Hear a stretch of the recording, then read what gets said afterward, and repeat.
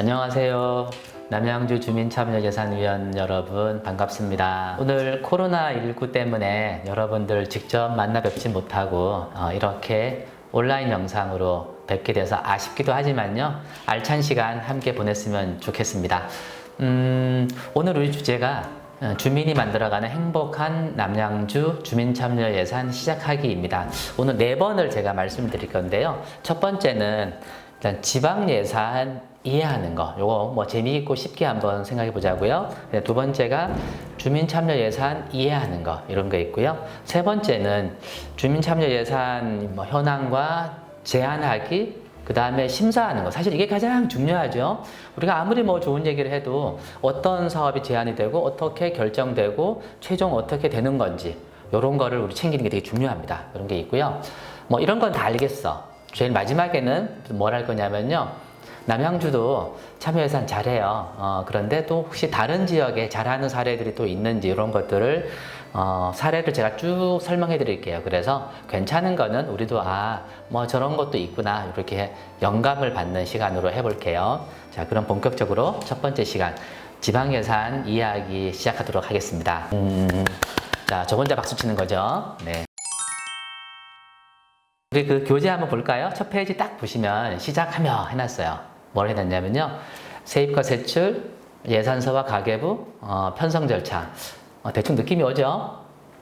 첫 번째, 우리가 참여예산 위원님들이 정말로 숱하게 듣는 것 중에 하나가 세입과 세출이에요. 근데 요거 용어를 한번 알고 가자고요.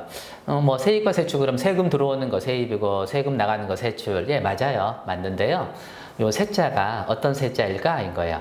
세금의 세자가 아니고 우리가 나이 1살, 2살, 1세, 2세, 뭐 5세 이런 얘기 할 때 한 해 나이 세자예요. 그러니까 한 해 들어오는 수입 이거를 세입, 한 해에 나가는 지출 혹은 한 해에 나가는 세금 이거를 세출 이렇게 합니다. 그래서 세입과 세출이 세금의 세자가 아니고 1년 단위로 정부 예산이 움직이니까 세입과 세출이 연 단위로 들어오고 나가는 걸 말하는구나. 요거 이제 이해하시면 될 것 같고요.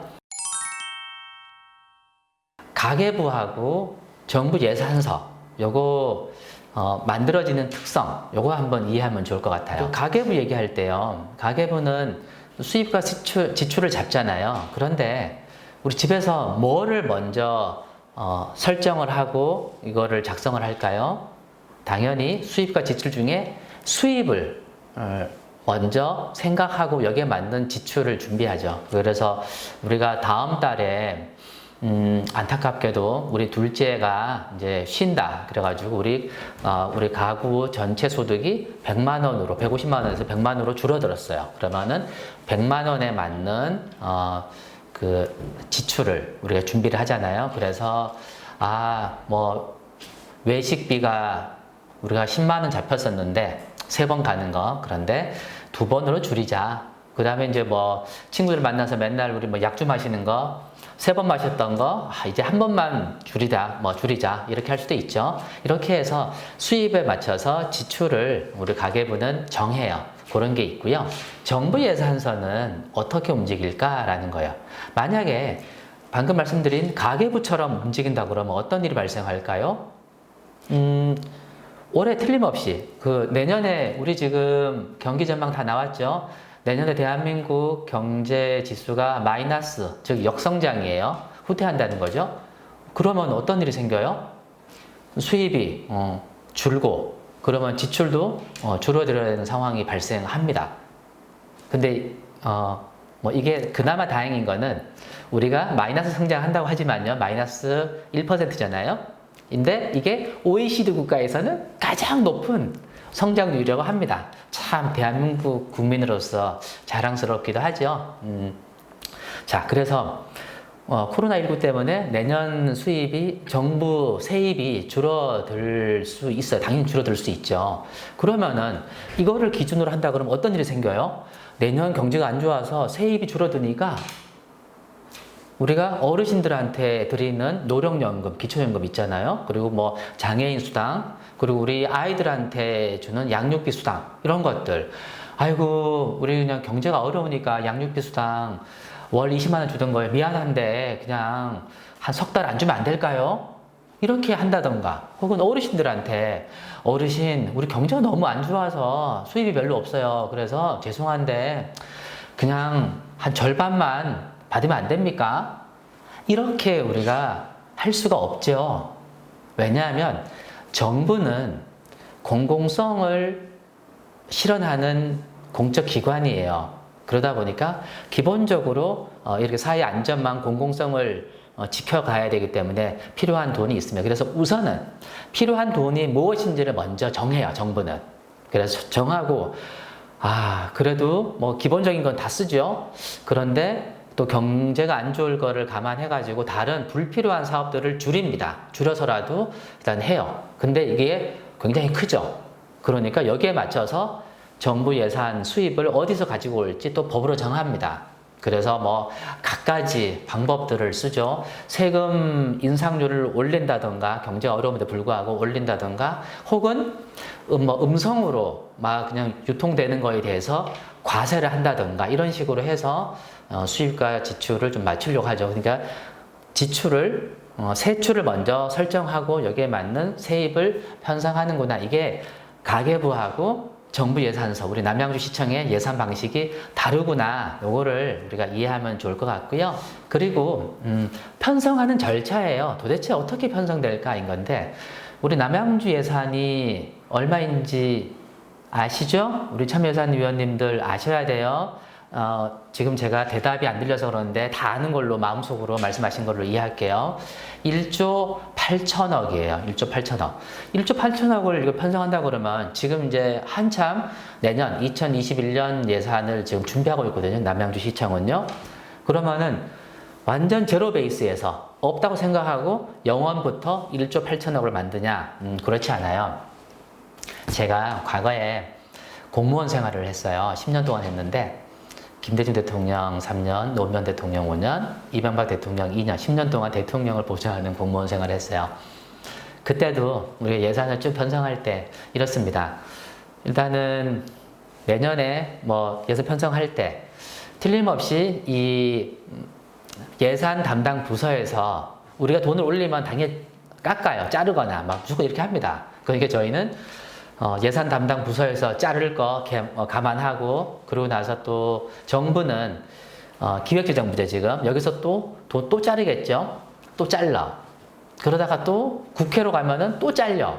그래서 보통은 뭐 살짝 말씀드립니다만 한 15% 먼저 올리고, 또 물가 인상률 반영해서 올리고, 그 다음에 예산부서에서 깎일 거 생각하고, 국회에서도 깎일 거 생각해서 뭐 20%, 많게는 30%까지 이제 쭉 확장해서 이제 올립니다. 그렇게 해서 뭐 절차상으로 막 조정이 되고 감액이 되고 이런 일이 생기죠. 우리 남양주시도 예산을 1조 8천억을 지난해 했던 거에서 이거를 몇 퍼센트 각 부서마다, 물론 일괄적으로 다 그렇게 하는 건 아니고요. 필요한 사업들이니까 올립니다. 올리고, 올해는 이거를 좀 더 해야 돼. 이런 곳이 있어요. 그러면 그런 데는 좀 더 올리고, 또 지난해 했던 사업들 중에서 좀 바꿔서 올리고, 이렇게 합니다. 남양주시는 그렇지 않을 텐데요. 다른 데 어떤 사례가 있냐면, 여러분 그거 아주 옛날에 11월만 되면 보도블럭 까는 거, 틀림없이 우리 저기 요 앞 동네 보도블럭을 교체했는데 올해 또 있어요. 이게 어떤 경우냐면, 좀 센스 있는 공무원들은 지난해에는 여기에 보도블럭 다 교체했으니까 그 옆에 옆 동네를 이제 올린단 말이죠. 근데 막 급해가지고 바빠가지고 그냥 올렸어요. 옛날에 있던 그 동네 그대로 올리고, 이 공무원은 다른 데 갔어요. 그러니까 후임 공무원은 거기를 했는지 안 했는지를 알 수가 없죠. 그러니까 이렇게 하는 경우도 있었습니다. 지금은 우리 참여예산 위원님들이 시퍼렇게 눈을 딱 뜨고 있으니까 그런 일이 많이 줄어들었는데요. 그런 일이 많이 있었습니다. 그런 것처럼. 그래서 기존에 있었던 거에서 조금씩 올려서 가는구나. 그래서 나중에 예산서 분석하는 거 한번 같이 하면 되게 재밌어요. 올해 예산서하고요, 작년 예산서 두 개를 딱 비교해 보면은 차이가 별로 없어요. 거기에 뭐가 올해는 책 100권을 더 인쇄하는 거, 이게 딱 보입니다. 이렇게 올라왔구나. 그런 것들이 있어요. 그래서 한 번만 예산서를 쫙 보면은 내년 예산이 어떻게 되는지 이런 것도 금방 이해할 수 있습니다. 자, 그런 절차. 우리 남양주시청의 예산, 경기도청의 예산은 이렇게 편성되는구나. 그렇게 이해하면 될 것 같고요. 우리 경기도하고 남양주가 하고 있는 참여예산 제도가 어디로 갈 것인가. 자, 지금 성공과 실패 이 두 가지 길이 있죠. 이 두 가지 길이 어떻게 딱 갈리냐면요. 보세요. 공무원 참여예산 보이죠? 우리 참여예산 위원님들께서 혹은 우리 남양주 시민들께서 관심을 가지지 않으면은 이 제도는 있습니다. 예산도 있어요. 그러니까 공무원들이 열심히 그냥 해서 공무원 참여예산이 돼버려요. 그런 게 있고요. 또 관심을 안 가지시면은 의원들이 당연히 본인들이 해야 될 거를 이렇게 동네 사업들을 막 올려가지고 하는 의원 참여예산 또 이런 게 돼요. 그리고 어떤 경우는 뭐 그냥 소수가 모여가지고 우리끼리 막 쿵짝쿵짝해서 참여예산 뭐 이렇게 하는 경우도 있었어요. 사실 다른 지역에는. 그리고 혹은 뭐 너희끼리 쭉 하는 것도 있고, 저희는 그런 걸 바라는 게 아니고 우리 남양주시 참여예산위원님들과 경기도도 많이 관심 갖잖아요. 그리고 시민들과 함께 주민 참여 예산을 제대로 했으면 좋겠다라는 말씀으로 오늘 이 진행을 하도록 하겠습니다. 자, 그러면 이 주민 참여 예산의 성공 조건이 무엇인지 한번 살펴볼게요. 아주 뭐 간단한 거긴 합니다. 제가 수많은 사례를 쭉 분석하면서 연구할 때요, 딱 그래요. 우리 시장님과 동장님의 관심, 이게 참 중요하죠. 그런 게 있고. 왜냐하면 관심을 가질수록 우리 공무원들도 열심히 여러 가지 과정과 프로세스에서 지원도 해주고요. 많은 도움을 주시고 또 성과를 내기 위해서 자문과 이런 것도 많이 해주십니다. 이런 게 있고요. 그리고 동지역회의.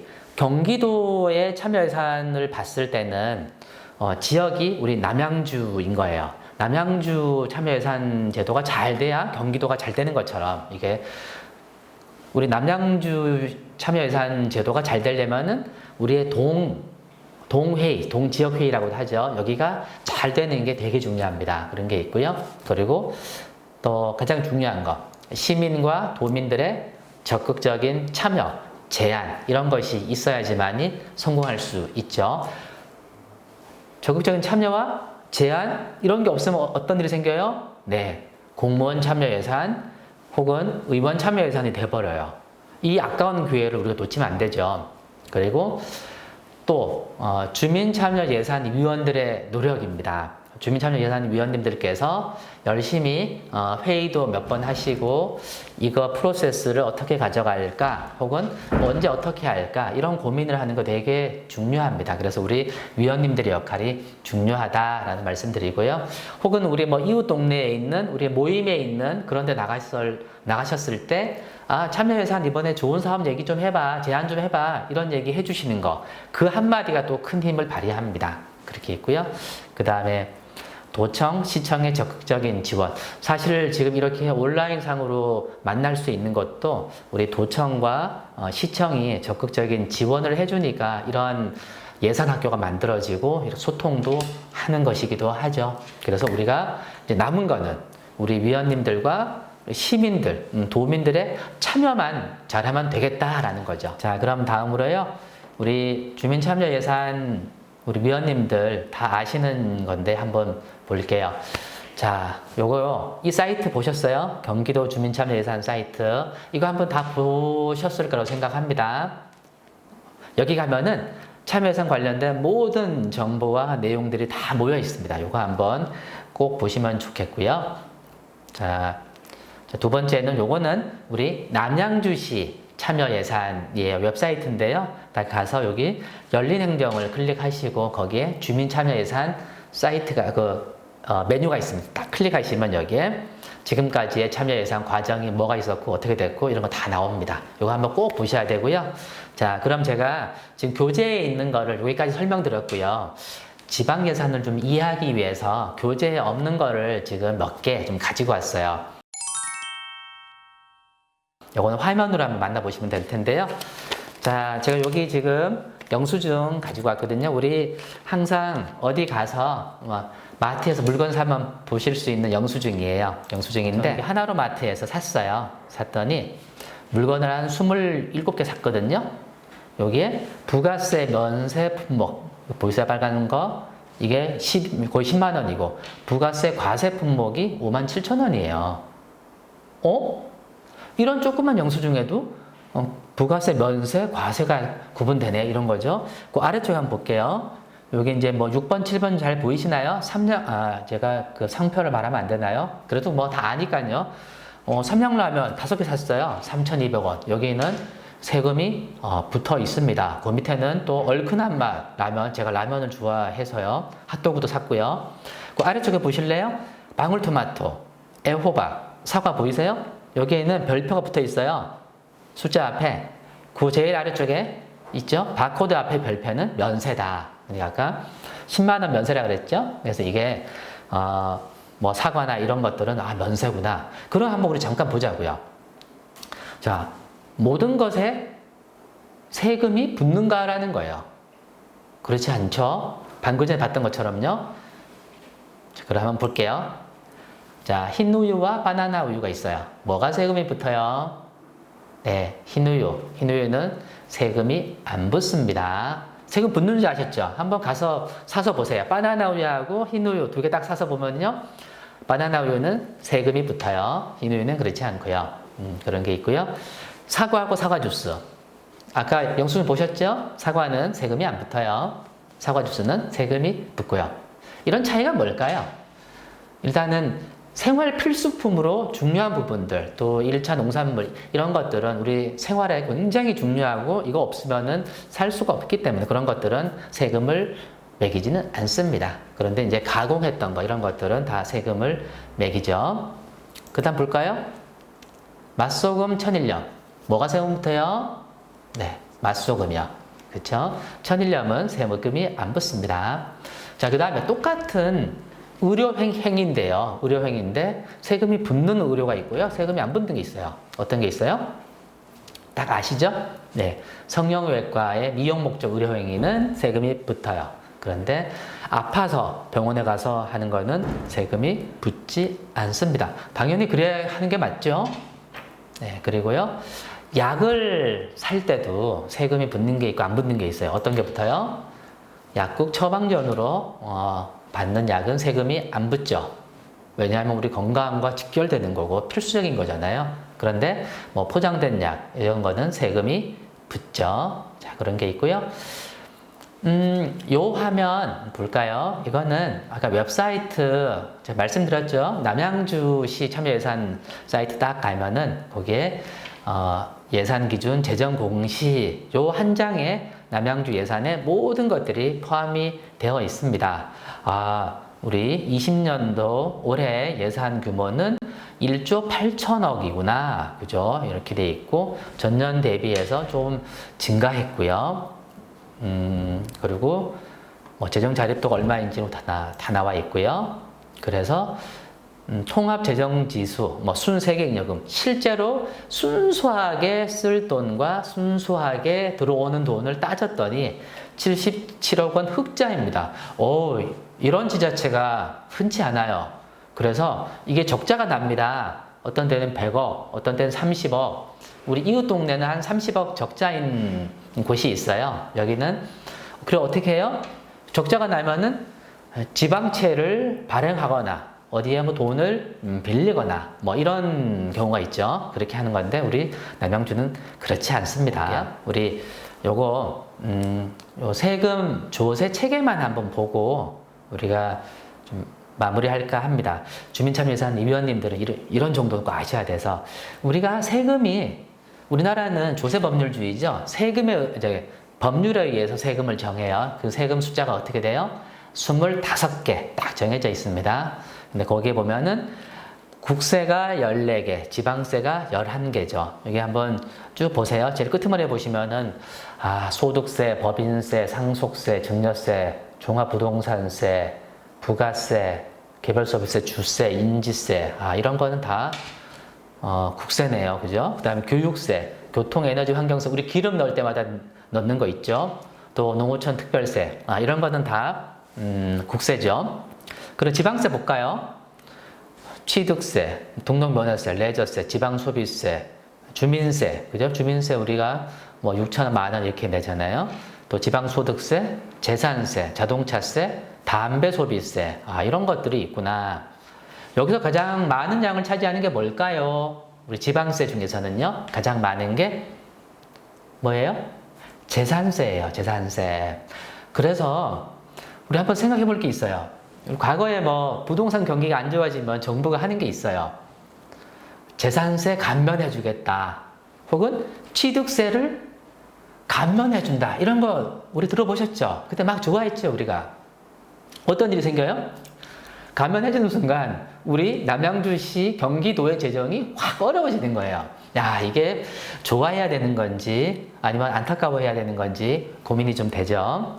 자, 그렇고요.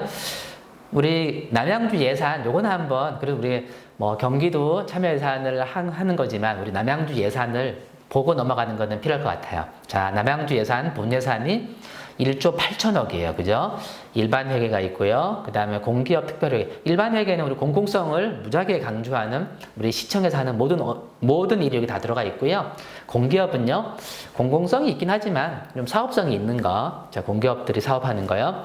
뭐 기타 특별회계 이런 게 있고요. 기금은 모아놓은 적립금 가지고 쓰는 거죠. 요렇게 됐더니 1조 8천억. 남양주 굉장히 큽니다.